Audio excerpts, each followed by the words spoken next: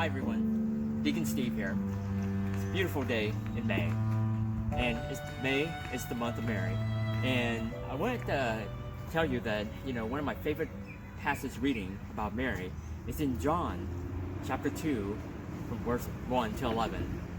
And listen to this. There was a wedding in Cana in Galilee, and the mother of Jesus was there.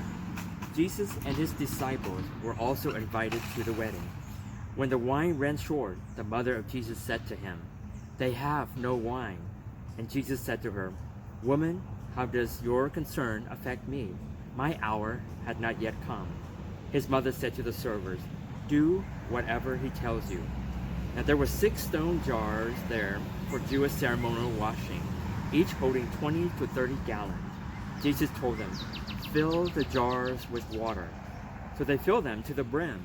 Then he told them, "Draw some out now and take it to the head waiter." So they took it, and when the head waiter tasted the water, they had become wine, without knowing where it had come from, although the servants who had drawn the water knew. The head waiter called the bridegroom and said to him, "Everyone serve good wine first, and then, when people have drunk freely, an inferior wine. But you have kept the good wine until now." Jesus did this at the beginning of his signs in Cana in Galilee, and so revealed his glory, and his disciples began to believe in him. This is a beautiful passage here, of Mary and Jesus as well. When we look at it, you kind of, it's a little bit odd on just how Mary and Jesus respond to each other. Mary come to him, to Jesus, and said, "They have no wine."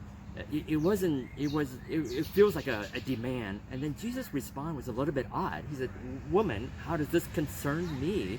And then Mary turned right around and said, "Do whatever he tells you."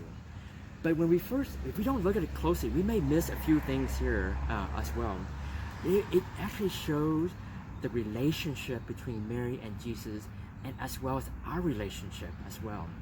When Mary said they have no wine, she wasn't telling Jesus what to do. It was more of an intercession. Mary is interceding for the wedding party, just like us. She is interceding for us all the time when we come to her as well. And Jesus responds, "How does this concern me?" Jesus, it's not like he doesn't know. He was saying, what does this have to do with me? But Mary ties all that together and said, this is part of your ministry. This is part of you. So she is launching Jesus into his first ministry by turning right around and telling the waiters, telling all of us, do whatever Jesus tells you to do. May and June is the month of wedding, and it's beautiful to see that couples are preparing to get married. But unfortunately, in this time, they find it very difficult with the coronavirus. A lot of couples have to reschedule and trying to figure out their wedding plans and all. And in fact, I was going to be marrying a couple here at the end of May, but they have decided to reschedule and postpone their weddings. Now, it was not an easy decision at all, but it was inspiring because they see the importance of their marriage, and they also see how important it is to have that together with their family.